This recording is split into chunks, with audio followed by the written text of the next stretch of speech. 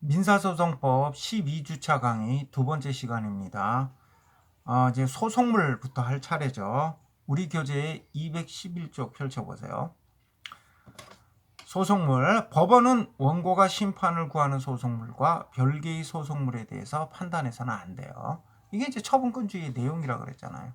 그러니까 당사자가 신청한 사항에 대해서만 법원은 판단을 해야 되고, 당사자가 신청하지 않은 사항에 대해서 법원이 판단하게 되면 처분권주의 위반이라 그랬죠.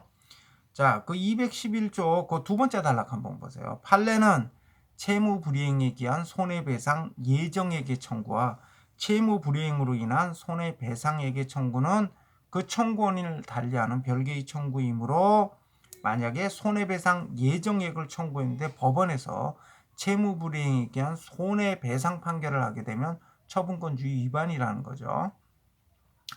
그러니까 손해배상 예정액이라는 게 뭐예요? 손해배상 예정액. 이거 여러분들이 아마 채권법 총론 시간에 이거 공부했을 거예요. 손해배상 예정액이란 손해배상액을 미리 정하는 거죠. 우리가 흔히 이제 위약금이라고 그러잖아요. 위약금. 그러니까 어떤 계약을 위반을 하게 되면, 채무 불이행이 있게 되면 이런 위약금을 몰수하는 그런 약정을 이제 당사자 간에 해둔 경우에 그때 위약금 청구를 하는 거죠. 채무 불이행에 따른 위약금 청구를 했는데 법원에서 위약금 청구가 이유 있는지 여부를 판단해야 되는데 손해배상 판결을 했단 말이야. 채무 불이행에 대한 손해가 얼마인지 심리한 다음에 손해배상 판결을 했어요. 이런 건 뭐야? 이건 처분권주의 위반이라는 거예요.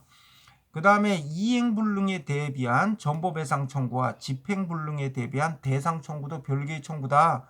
따라서 예를 들어서 이행불능에 대비한 전보배상 청구를 했는데 집행불능에 대비한 대상 청구를 한다든지, 이런 경우는 별로 없겠지만 역은 많겠죠. 집행불능에 대비한 대상 청구를 했는데 법원에서 이행불능을 이유로 한 손해배상 판결을 했다. 이거 처분권주의 위반이라는 거예요. 자, 집행불능에 대비한 대상 청구는 뭐냐 하면요, 이행 청구가 이유 있음을 전제로 한 거예요. 그러니까 이행 청구가 이유 있고, 그런데 강제 집행 단계에서 집행불능 상태에 빠질 때 이때 그거에 가름하는 다른 것, 대상을 청구하는 거, 이게 집행불능에 대한 대상 청구죠. 그런데 아예 이행불능이야. 이행불능인 경우에는 무슨 집행불능에 대비한 대상 청구가 인정될 여지가 없죠. 지금 이행불능이니까. 그러니까 집행불능에 대비한 대상 청구는 이행 청구가 이유가 있다는 걸 전제로 한 거예요. 그런데 그 앞선 이행불능에 대비한 전보배상 청구는 뭐예요? 이거는 이행 청구가 이유 없음을 전제로 한 거야, 이거는. 그러니까 예를 들어서 이런 경우죠. 어떤 부동산 매수인이 매도인을 상대로 해서 매매 계약에 기한 소유권 이전 등기를 구하는 소송을 제기를 했어요. 근데 그 소송이 진행되는 도중에 매도인이 그 매매 계약의 대상이었던 부동산을 다른 사람한테 매매해주고 소유권 이전 등기까지 다른 사람한테 넘겨줬어요. 자, 이런 경우에 지금 매도인은 어떻게 되죠? 소유권 이전 등기 의무. 매도인의 소유권 이전 등기 의무는 이행 불능 상태에 빠진 거죠. 이행할 수가 없잖아. 다른 사람한테 이미 소유권 이전 등기를 해줬는데 어떻게 또 소유권 이전 등기를 또 해줍니까? 그건 있을 수가 없죠. 그러니까 이행 불능 상태에 빠진 거예요. 자, 이 경우 당사자가 지금 매수인이 매도인을 상대로 지금 매매 계획에 기한 소유권 이전 등기를 청구한 데 대해서 지금 이게 이행 불능 상태에 빠졌어요. 그럼 판사는 어떻게 판결을 해야 돼? 원고 청구 기각 판결을 해야죠. 원고 청구 기각 판결을 해야죠. 원고가 구하는 건 뭐예요? 지금 소유권 이전 등기를 구하는 거잖아. 근데 소유권 이전 등기가 지금 어떻게 됐어? 이행 불능이잖아. 할 수가 없잖아. 그러니까 어떻게 소유권 이전 등기를 해라 이렇게 판결을 못 하잖아요. 그 이행 불능인데 어떻게 그렇게 하라고 판결을 합니까? 그럼 그때는 어떻게 해야 돼요? 원고 청구 기각 판결을 해야 돼. 그런데 이때 판사가 뭘 어떻게 판결했다는 거야? 판사가 이때 야, 이행 불능 상태에 빠졌으니까 야, 너 채무 불이행이네. 그럼 손해배상 해줘야 될 거 아니에요. 손해배상 판결을 했다는 거예요. 이건 완전히 원고가 신청한 거하고 전혀 상관없는 다른 사항에 대해서 판단한 거죠. 쉽게 예를 하면 원고가 매매 계획에 기한 소유권 이전 등기 청구를 한 데 대해서 법원이 그 소유권 이전 등기 의무가 이제 이행 불능 되었음을 이유로 그에 가름하는 손해배상 판결을 했다. 이건 당사자가 신청하지 않은 상황에 대해서 판결을 한 거니까 이런 경우는 처분권주의 위반이죠. 근데 집행불능에 대한 대상 청구라는 게 뭐냐 하면 얘가 지금 이제 그 매매 계약에 기한 소유권 이전 등기 청구를 하면서 혹시라도 나중에 강제 집행 단계에서 이행 불능이 될 때를 대비해서 다른 대상 청구를 했어요. 그런데 이게 뭐예요? 지금 이행 불능 상태에 빠졌잖아. 이행 불능 상태에 빠졌으면 어떻게 되는 거예요? 이행 청구가 이유 없는 거죠. 이행 청구를 기각할 때는 집행 불능에 대비한 대상 청구도 따라서 기각을 해야죠. 어?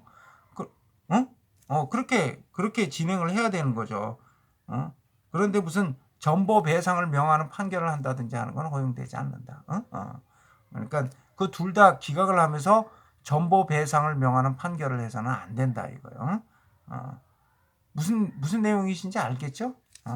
그러니까 매수인이 이거 좀 설명이 좀 길어지는데 이렇게 중요한 쟁점은 아닌데 매수인이 매매 계약이 기한 소유권 이전 등기를 구하는 청구를 제기했는데 중간에 매도인이 이 부동산을 다른 사람한테 팔고 소유권 이전 등기까지 갖춘 경우에 매수인이 지금 채권자 지위를 갖는데 그치잖아요. 그러니까 소유권에 대항할 수가 없지.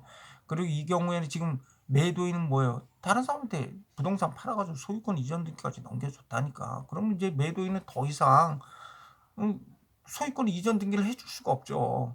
그러니까 매도인의 소유권 이전 등기 의무는 이행 불능 상태에 빠진 거지. 자, 이런 경우에 뭐예요? 이런 경우에는 그냥 원고 청구 기각을 해야지.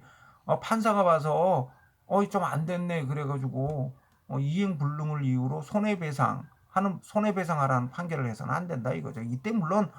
이때 보통 우리가 일반적이라면 원고는 어떻게 하겠어요? 당연히 청구 변경을 하죠. 소유권 이전 등기 청구를 뭘로 이행 불능에 기한 손해배상 청구로 청구 변경을 하지. 근데 그런 청구 변경도 하지도 않았는데 판사가 너무 앞서서 손해배상 판결을 할 수가 없다는 거예요. 왜냐하면 당사자는 그걸 아직 청구하지 않았으니까. 그러니까 처분권주의 위반이 된다. 다음 소송물의 범위 한번 보죠. 양적 상한. 원고는 자기가 구하는 권리구제의 양적인 상한을 명시해야 되고요. 법원은 그 상한을 넘어서 판결할 수 없다. 아까 말한 것처럼 원고는 손해배상으로 1억 원에 지금 지급을 구하고 있는데 판사가 심리를 해보니까 손해가 1억 5천만 원이라고 1억 5천만 원 배상 판결을 못한다 이거예요. 당사자가 구하는 1억 원까지 최고 한도는 뭐예요? 1억 원까지야. 1억 원까지 인용하는 그런 판결을 할 수 있을 뿐이다. 자, 212쪽 한번 보시죠. 인신사고로 인한 손해배상 청구. 사람이 죽거나 다친 거예요. 사람이 죽거나 다친 경우에 그 손해배상 청구를 할 때, 인신사고로 인한 손해배상 청구를 할 때, 우리 판례는 손해 3개설의 입장이라 그랬잖아. 우리 앞서서 소송물에서 내가 설명을 했어요.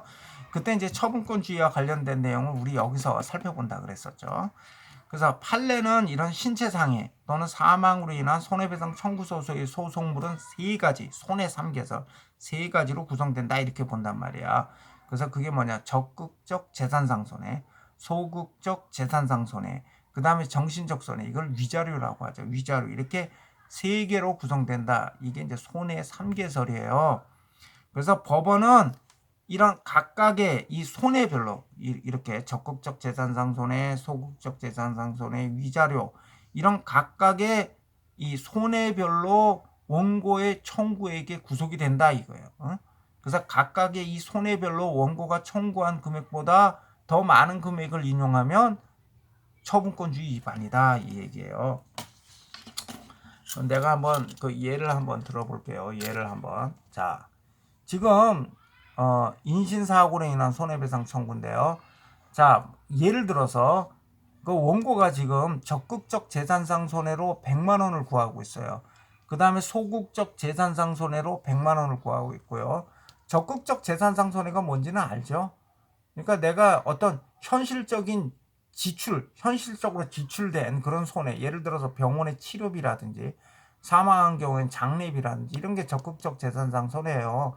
소극적 재산상 손해는 내가 다치지 않았다면, 내가 죽지 않았다면, 내가 벌 수 있었던 소득이 있었는데 내가 다쳐서 병원에 입원하는 바람에 또는 사망한 경우는 내가 살아서 평균 여명 동안 내가 생존해서 내가 경제 활동을 할 수 있는 나이, 예를 들어 만 60세까지 내가 돈을 벌 수 있었는데 못 벌었다.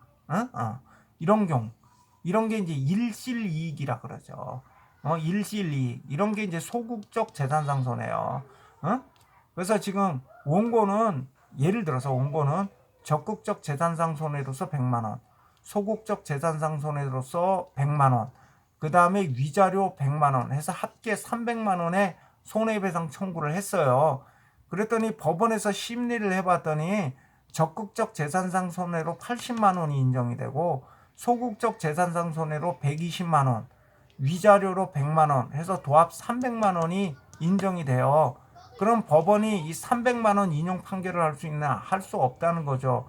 우리 판례는 뭐예요? 손해 3개설, 이 적극적 재산상 손해, 소극적 재산상 손해, 위자료, 이렇게 세 개의 손해로 소송물이, 인신사고로 인한 손해배상 청구는 이렇게 세 개의 손해로 소송물이 구성된다, 이렇게 보고 있잖아요. 그죠? 손해 3개설. 그러니까 각 손해별로 처분권주 위반 여부를 따로따로 따져봐야 된다는 거예요. 그래서 원고가 100만 원을 청구한 데 대해서 법원에서 80만 원 인정하는 거, 이거 처분권주 위반 아니에요. 근데 원고가 100만 원 청구한 데 대해서 법원이 심리를 해보니까 120만 원이 인정됐어. 120만 원 인용해. 이건 뭐야?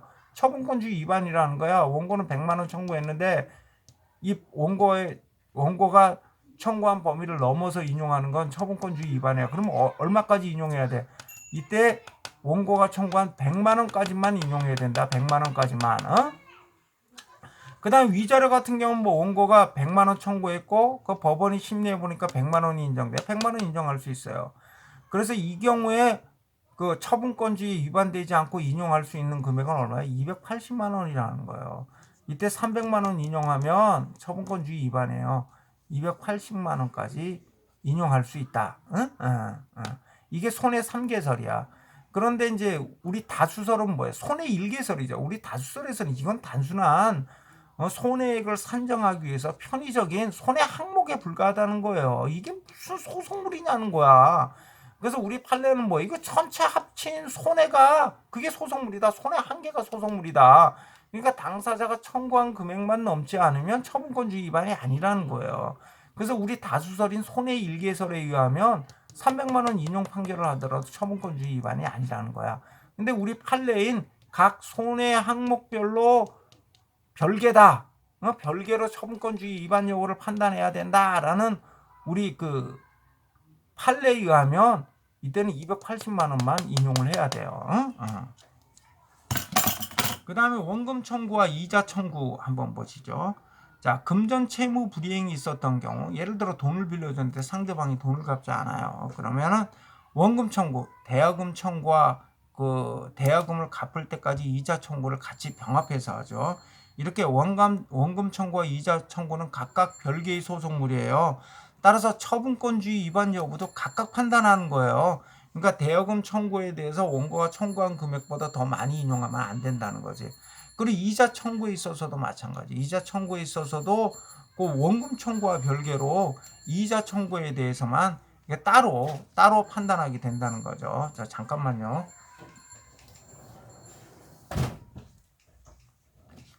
예, 바깥에 아이들이 좀 너무 시끄럽게 떠들어서 아이고 죄송합니다. 제가 문을 닫았어요.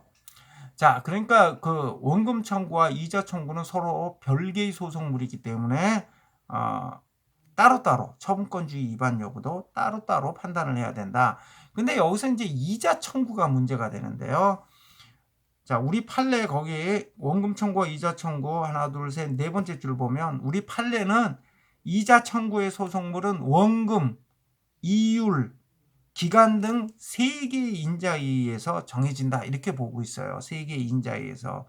그래서 비록 원고의 이자 청구액을 초과하지 않더라도 3개의 기준 중 어느 하나가 원고 주장 기준보다 넘어서면 처분권주의 위반이다. 처분권주의 위반이다. 이렇게 봐요. 자, 다시 한번 이걸 한번 보시죠. 자, 지금 이자 청구를 했는데 원고는 지금 원고가 주장하는 원금은 지금 6억 원이에요. 그리고 원고가 주장하는 이자율은 민사법정 이자율인 5%예요. 연 5%. 그 다음에 이제 이게 빌려준 기간이 1년이에요. 자, 이 경우 이자액은 얼마가 되죠? 이자액은 원금 이자율 해가지고 연 300만 원이 되는 거죠. 연 300만 원. 그래서 법원에서 심리를 해봤어요. 법원에서 심리를 해봤더니 원금은 5억 원이 인정이 돼요. 그 다음에 이자율이 이게 민사법정 이자율이 아니라 여기는 상사법정 이자율을 적용해야 돼요. 그래서 상사법정 이자율 연 6%를 적용해야 돼. 기간은 1년이야. 자, 이렇게 하게 되면 300만 원. 이거 이자 청구 금액 자체는 똑같아요. 근데 우리 판례는 뭐라고? 요 원금 이자율 기간 각 요 요소별로 처분권주의 위반 여부를 개별적으로 판단해야 된다. 이게 우리 판례 입장이란 말이죠. 그러니까 당사자가 6억 원을 청구한 데 대해서 법원이 5억 원을 인용하는 거. 이거 처분권주의 위반 아니에요. 그런데 원고는 지금 연 5%의 이자율을 청구를 한 데 대해서 법원이 연 6% 이자율을 인정할 수는 없어요. 법원에서는 이게 상사 법정 이자율이 적용된다 라는 입장이라 하더라도 당사자가 5%만 청구했으면 그냥 5%만 인용해야 돼요. 6%를 인용하게 되면 어떻게 된다? 금액이 똑같다 하더라도 처분권주의 위반이 된다 이거예요. 그러니까 이 경우 5%만 인정해야 되는 거죠. 기간은 뭐 당사자 간에 뭐 당사자가 청구한 기간이나 법원 인정에 차이가 없으니까 1년 가고요. 그러면 처분권주의에 위반되지 않으려면 이자 금액을 얼마를 인용하는 판결을 해야 돼요? 요 연 5%니까 5, 25, 250만 원. 250만 원 이자를 인정하는 판결을 해야 처분권주의 위반이 아니다 이거예요. 처분권주의 위반이 아니다. 예, 다음에는 일부 청구에서의 과실상계 한번 보죠. 일부 청구에서의 과실상계.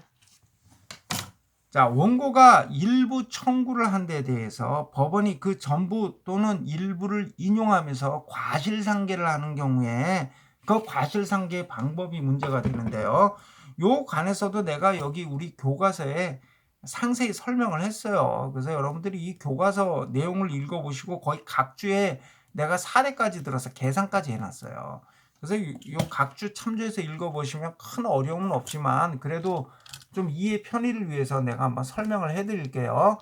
자, 일부 청구에서의 과실상계를 한번 보시면요. 자, 원고가 1억 원의 손해 중에 6천만 원만 청구한 경우에요. 그러니까 전체 손해액이 1억 원인데 원고가 그 중에 이제 6천만 원의 배상 청구만을 했어요. 이제 일부 청구한 거죠. 그런데 이때 이제 피해자인 원고의 과실이 50%예요. 예를 들어서 뭐 원고가 이제 교통사고를 당해서 1억 원 상당의 손해를 입었는데 그 중에 6천만 원만 청구를 했어요. 근데 이때도 원고 측에도 과실이 있어요. 예를 들어서 뭐 도로를 무단횡단한 과실이 있어. 그래서 원고의 과실 비율이 50%예요. 50%면 굉장히 높은 거거든요. 이 원고의 과실 비율이 한 50%라고 이렇게 가정을 하자고요. 그럼 이때 과실상계 방법으로 외측설, 내측설, 안분설 이렇게 세 가지가 있어요. 그런데 이 외측설은 뭐냐면 전체 손해액을 기준으로 해서 그 일부 청구에 있어서 배상액을 산정하는 거예요. 전체 손해액을 기준으로 해서 산정하는 게 외측설. 일부 청구한 금액을 기준으로 하는 게 내측설이고요. 안분설 같은 경우에는 이제 비율적으로 안분하는 거예요.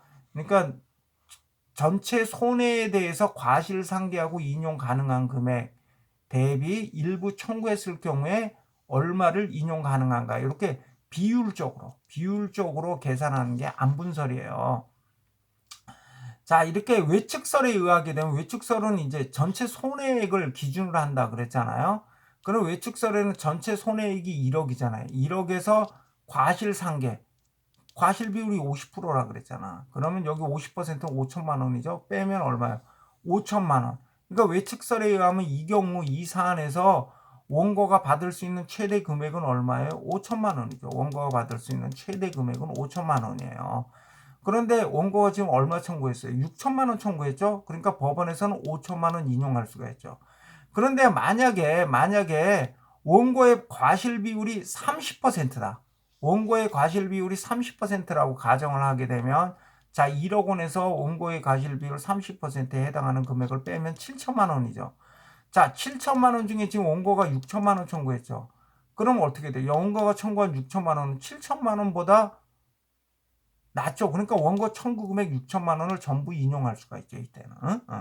그러니까 외측설은 어떻게 되냐? 외측설은 손해 전체 손해액을 기준으로 해서 과실상계하고 남은 금액이 과실상계한 금액이 원고가 청구한 금액을 넘어서면 원고 청구 금액을 인용을 하고 원고가 청구한 금액보다 적으면 그 적은 금액을 인용하는 거예요. 이게 외측설이에요.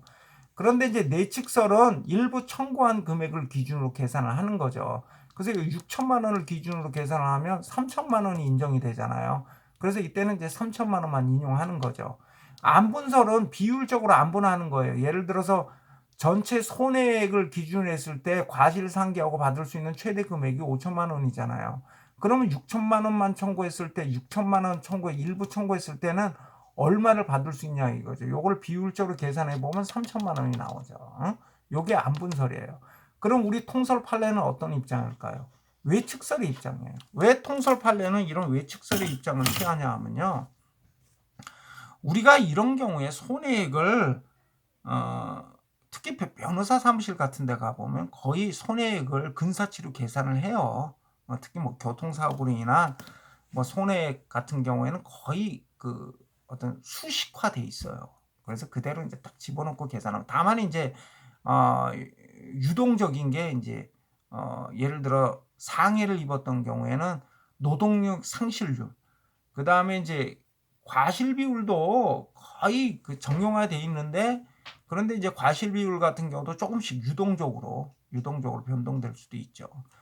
그런데 이제 웬만큼 정확히 산정을 하죠. 웬만큼. 그래서 예를 들어서 손해액이 한 1억 정도 된다. 근데 우리 의뢰인이 원고가 부당행단했다. 그러면 느낌이 팍 오죠. 이건 한 50%. 응? 과실상계 먹겠는데. 그래서 대충 계산해 보면 한 5천만 원 받을 수 있을 것 같아요. 5천이나 한 6천 받을 수 있을 것 같아요. 그러면 어떻게 6천만 원 청구하는 거예요. 그러니까 이 소송에서 이렇게 이 어떤 손해액에 대해서 일부 청구하는 경우에는 스스로 본인의 과실 비율을 스스로 시인을 하고 본인의 과실에 해당하는 부분만큼을 상계한 나머지 금액을 청구하는 게 일반적이라는 거죠. 내가 지금 6천만 원 청구하고 나중에 4천만 원 청구하려고 6천만 원 청구하는 게 아니라 내 과실 비율이 얼마 정도 되니까 한 50% 정도 되면 한 50% 퉁치면 한 5천만 원 되는데 또 모르니까 한 1천만 원 더 얹어서 6천만 원 이렇게 청구하는 거예요. 그러니까 이 외측설에 의하는 것이 당사자의 의사에 부합하는 거죠. 그런데 만약에 당사자가 명시적 일부 청구를 했어요. 내가 지금 6천만 원만 청구하고 나머지 부분은 나중에 청구하겠다. 이렇게 명시적 일부 청구한 경우에는 외측설에 의할 수 없겠죠. 자, 이 경우에는 뭐야? 안분설에 의해야 될 거예요. 근데 일반적으로 이제 외측설에 다 의하고 있다. 일부 인용 한번 보죠. 일부 인용. 원고의 청구 중 일부를 인용하는 거. 이거 처분권주의 위반 아니죠. 일부를 인용하는 거. 처분권주의 위반이 아니에요. 예를 들어서 원고가 1억 원 손해배상 청구를 한 데 대해서 뭐 6억 원을 인용하는 판결을 한다든지 그리고 원고가 소유권 이전 등기 청구를 한 데에 대해서 그 소유 지분에 대해서 이전 등기를 명하는 판결을 하는 거는 이거는 처분권주의 위반이 아니에요. 그런데 이제 문제가 되는 게 여기 이제 동시행 판결이 나왔는데요. 원고가 단순이행 청구를 했어요. 원고가 단순이행 청구를 했는데 피고가 거기에 대해서 동시행 항변을 했어요. 원고가 단순이행 청구를 했는데 피고가 동시행 항변을 했어. 예를 들어서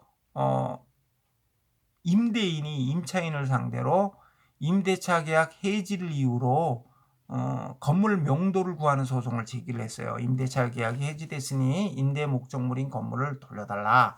이렇게 임대차 계약 해지를 이유로 건물 명도, 건물 반환을 구하는 소송을 제기를 했는데 단순히 이행 청구를 한 거죠. 여기에 대해서 이제 피고인 임차인이 야, 너 나한테 보증금 안 줬잖아. 그 임대차 계약이 종료되고 난 다음에 그 임대 목적물의 반환 의무와 그 임대인의 어떤 보증금 반환 의무는 동시행 관계이죠. 그죠? 동시행 관계 있어요. 그래서 이렇게 임대인이 임대차 계약 해지를 이유로 또는 임대차 계약 종료를 이유로 임대 목적물인 건물에 대한 반환을 청구한 데 대해서 이제 피고인 임차인이 보증금 반환을 동시행 항변을 할 수 있죠. 너 보증금 돌려줘 이렇게 동시행 항변을 했는데 법원에서 심리를 해보니까 피고의 동시행 항변이 이유가 있어요. 자, 이 경우 동시행 판결을 할 수 있냐 이거예요. 동시행 판결. 그런데 우리 판례는 단순이행 청구를 한 데 대해서 상대방이 동시행 항변을 했고서 동시행 항변의 이유가 있어요. 그때 동시행 판결을 하는 것은 처분권주의 위반이 아니다 이렇게 봐요. 그러니까 단순이행 청구 안에 상환이행 청구, 동시행 청구가 포함되어 있는 걸로 봐요. 그래서 그럼 동시행 판결이 어떤 게 동시행 판결은 각주 4번 한번 보세요. 이런 게 동시행 판결이에요. 동시행 판결은 예를 들어서 뭐 지금 원고가 피고를 상대로 건물 명도를 구한 데 대해서 피고가 지금 보증금을 가지고 동시행 항변을 했어요. 그래서 법원에서 심리해 보니까 동시행 항변의 이유가 있어. 그럼 이때 이게 동시행 판결, 상환이행 판결을 어떻게 하냐면 각주 4번 한번 보세요. 피고는 원고로부터 금 1억 원, 보증금이 아마 1억 원이었나 봐요. 금 1억 원을 지급받음과 동시에 건물을 명도하라. 뭐뭐함과 동시에 이행하라. 이게 동시행 판결이에요. 동시행 판결. 이런 단순이행 청구, 그러니까 건물을 명도하라 이런 단순이행 청구한 데 대해서 보증금을 지급받음과 동시에 건물을 명도하라 이렇게 동시행 판결을 하는 것은 처분권주의 위반이 아니다. 214쪽 한번 보시죠. 214쪽 한번 봐요. 그러나 토지 임대인이 임차인을 상대로 건물 철거와 토지 인도를 청구하는 소송에서 피고가 건물 매수 청구권을 적법하게 행사한 경우 이때 피고는 원고로부터 건물 매수 대금을 지급받음과 동시에 건물을 인도하라는 동시행 판결을 할 수 있냐 이거예요. 지금 원고가 누구냐 하면 토지 임대인이에요. 토지 임대인. 토지를 빌려줬어. 토지 임대인인데 그 이제 임차인이 그 토지를 빌린 다음에 그 토지 위에 자기 소유의 건물을 지은 거예요. 그러니까 이건 뭐냐? 건물 소유를 목적으로 한 토지 임대차예요. 건물 소유를 목적으로 한 토지 임대차에 있어서 우리 민법에 특칙이 있어요. 그러니까 건물 소유를 목적으로 한 토지 임대차. 그러니까 토지를 임대해 줬는데 토지를 임대받은 목적이 뭐냐면 건물이나 공작물을 설치할 목적이야. 건물, 공작물, 수목 등을 설치할 목적으로 토지를 임대한 경우 이게 뭐냐면 이제 그 토지 임대차 계약 당시에 토지 임대인이 그 사실을 안 거예요. 내가 이 땅을 빌려주면 얘가 나한테 땅 빌려간 이유가 여기다 이제 건물을 짓고 뭐 그거 가지고 무슨 뭐 사업을 할 용도로 그런 요량으로 빌린다는 사실을 이제 토지 임대인도 알고 있어야 돼요. 그래 그게 이제 건물 등 소유를 목적으로 한 토지 임대차야. 자, 이런 건물 등 소유를 목적으로 한 토지 임대차의 경우에 나중에 토지 임대차 계약 기간이 끝나고 난 다음에 임차인은 그 임대 목적물을 돌려줄 때 원상에 회복할 의무가 있어요. 원상 회복 의무. 자, 그럼 이 경우에도 원래 원칙대로 한다 그런다면 토지 임차인은 그 토지를 돌려줄 때 자신이 축조한 건물을 철거한 다음에 토지를 원상에 회복해서 돌려줘야 돼요. 근데 이런 경우 그냥 원상회복 의무를 이렇게 무조건적인 원상회복 의무를 부과시키게 되면 사회 경제적으로 엄청나게 큰 손실이죠.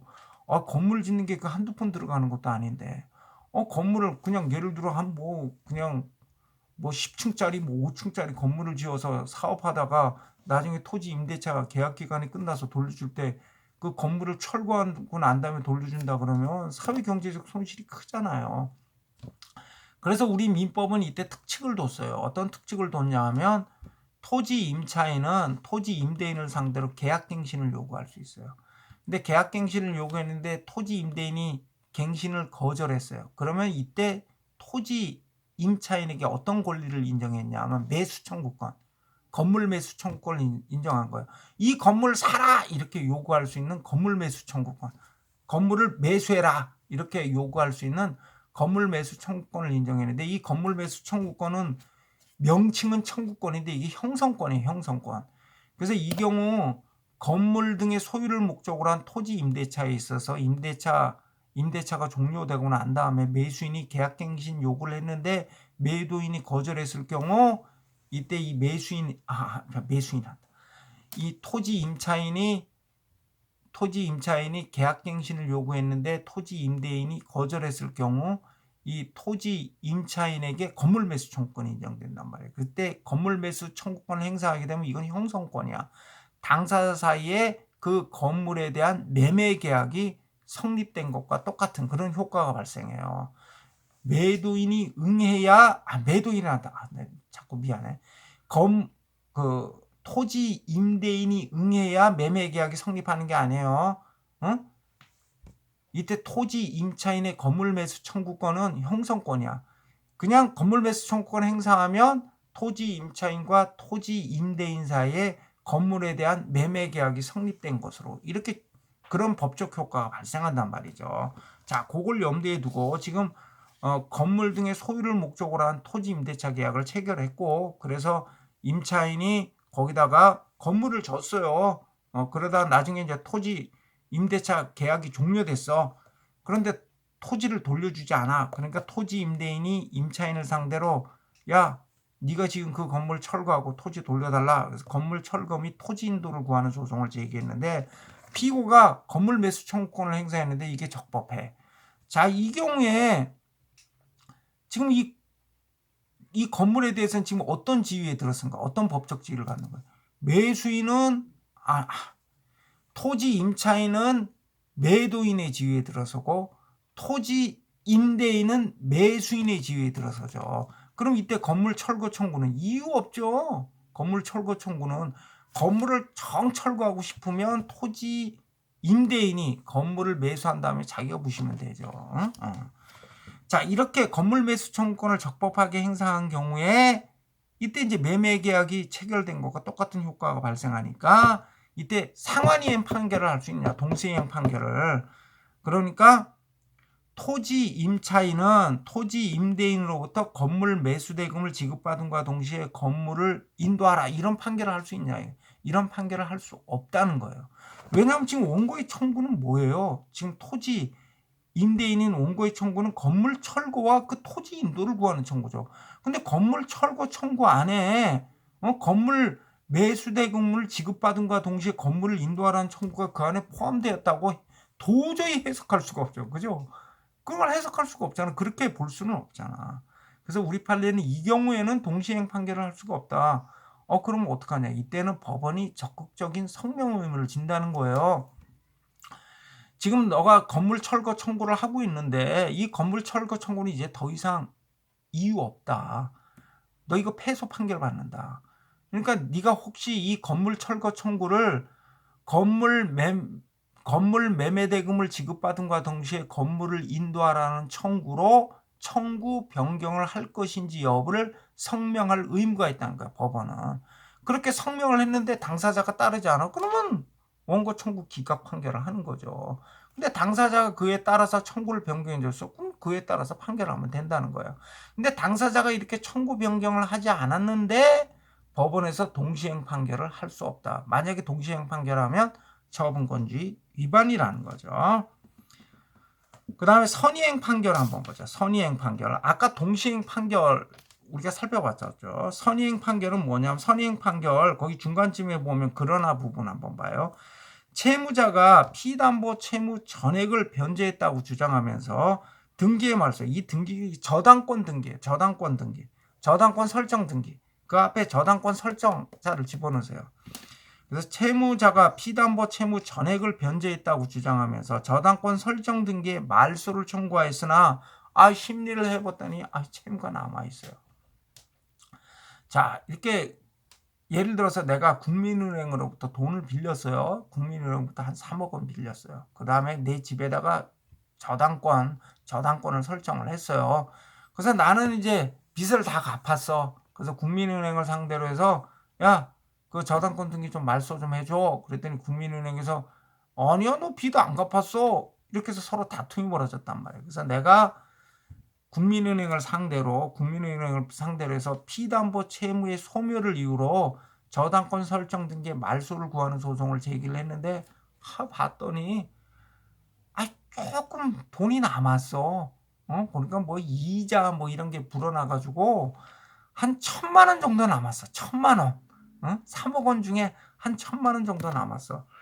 근데 원칙적으로 저당권 등기 같은 경우에는요. 피담보 채무가 소멸하고 난 다음에 저당권 등기 말소 의무가 생기는 거예요. 피담보 채무의 변제와 저당권 등기의 말소는 동시인 관계에 있지 않아요. 비담보 채무를 다 갚아야 그 다음에 저당권 등기를 말소해 주는 거야. 둘은 동시인 관계에 있는 게 아니에요. 동시인 관계. 자, 이런 경우 내가 아직 피담보 채무가 남아있으니까 저당권 등기가 살아있는 거 아니에요.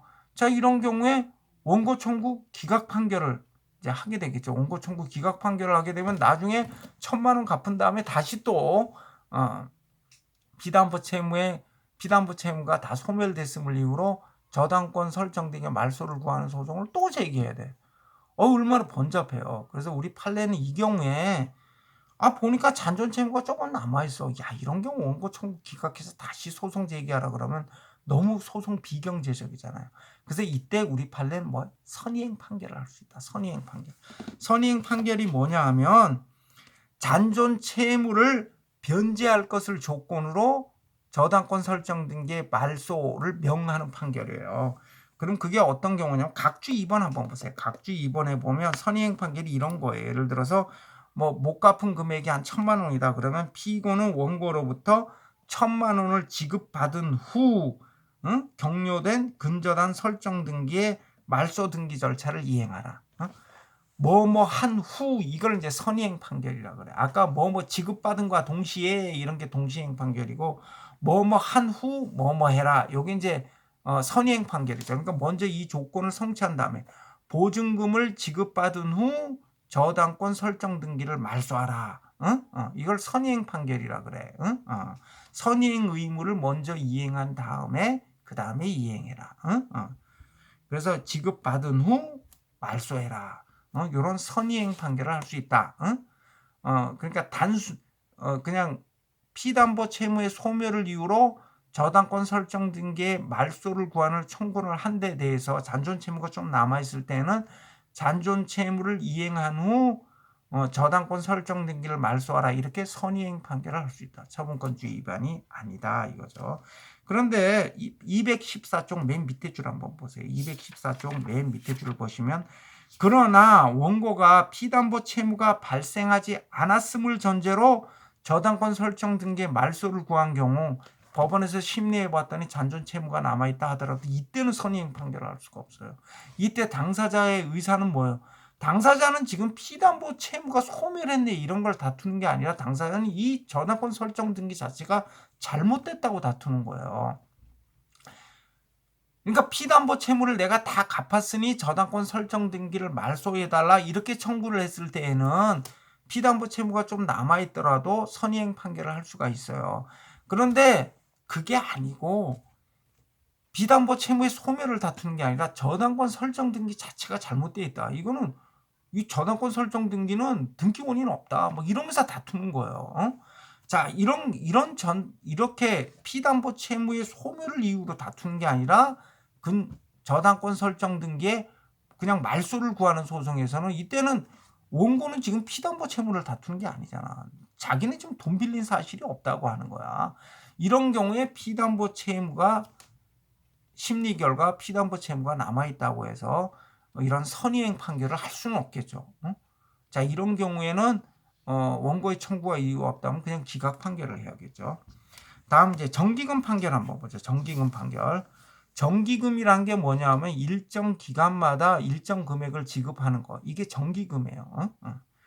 원고가 손해배상액을 일시금으로 청구한 데 대해서 법원은 필요한 경우 정기금 판결을 할 수 있어요. 예를 들어서 내가 교통사고로 인해서 사고를 당했는데 내가 손해배상 한 6억 원의 손해배상을 지급을 구하는 그런 청구를 한 데 대해서 법원에서 심리해 보니까 이게 손해액을 일시금으로 산정하기에 적정치 않다 이런 생각이 들면 예를 들어서 무슨 원고가 사망할 때까지 매달 뭐 100만 원씩 지급하라든지 이렇게 정기금 판결을 할 수 있다는 거예요. 이렇게 정기금 판결을 하더라도 처분권주의 위반이 아니라는 거죠. 기타 한번 보시죠. 채권자 취소 소송에서 사행위 전부 취소와 원상회 회복을 구하는 청구에는 사행위 일부 취소와 가액 배상을 구하는 청구가 포함되어 있다 이렇게 봐요. 따라서 이 경우 예를 들어서 사행위 취소를 구하면서 원상회복을 구한 청구를 한 데 대해서 법원이 심리해 보니까 원상회복이 안 돼. 왜냐하면 선의의 제3자에게 넘어갔어. 사행위 취소는 선의의 제3자에는 대항할 수 없거든요. 이럴 때는 가액배상 판결을 하더라도 처분권주의 위반이 아니라는 거예요. 그 다음에 유권대리에 관한 주장에는 무권대리에 속하는 표윤대리에 관한 주장이 포함됐다고 볼 수가 없다. 그래서 표윤대리에 관한 주장이 없는 한 표윤대리의 성립 여부에 대해서 심리 판단할 수 없다는 거죠.